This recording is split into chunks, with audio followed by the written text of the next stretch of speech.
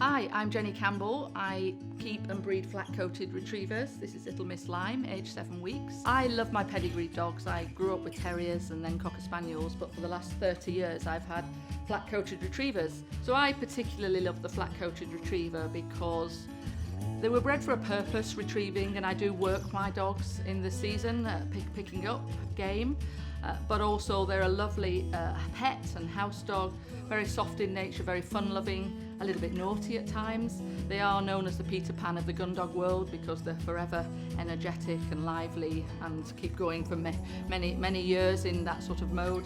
But yeah, a very friendly, adaptable dog with lots of energy, great fun, and just completely loving. So if you're thinking of getting a pedigree dog, it's really important you do your research to decide what's the right breed for you and your family and your circumstances. I often talk to people and see what those circumstances are, and sometimes a smaller dog, a bigger dog, a more energetic dog, a more docile dog would be suitable for your family.